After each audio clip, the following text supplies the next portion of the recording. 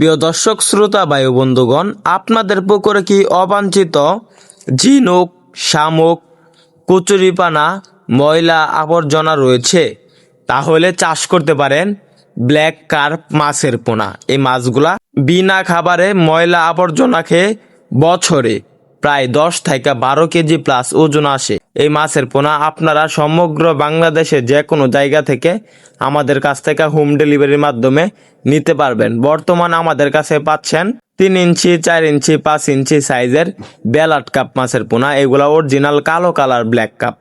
আমরা এই মাছগুলা বিনা খাবারে চাষ করি, আপনারাও চাষ করতে পারেন এই মাছগুলা। এই মাছগুলার বাজারে প্রচুর চাহিদা এবং প্রচুর মূল্য রয়েছে। এই মাছগুলা যাদের পুকুরে ময়লা আবর্জনা, শামুক, ঝিনুক, কচুরিপানার জন্য মাছ চাষ অসুবিধা হয়ে পড়ছে তারা এই মাছগুলো চাষ করতে পারেন। তারা এই মাছ চাষ করে অল্প দিনে লাভবান হতে পারেন।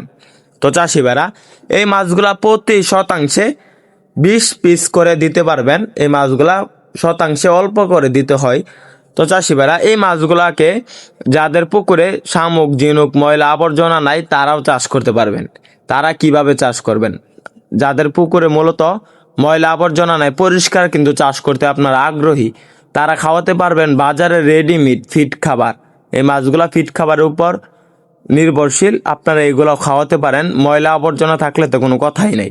তো চাষি ভাইরা, আপনারা এই মাছগুলা মিশ্রভাবে যে কোনো মাছের সাথে দিতে পারবেন। এই মাছগুলা কোনো মাছের পোনা খায় না, এগুলা কোনো রাক্ষসে মাছ নয়। এই মাছগুলা যে কোনো মাছের সাথে আপনি চাষ করতে পারেন। এই মাছগুলা চাষ সম্পর্কে সকল একা তথ্য পরামর্শ জানতে পারবেন।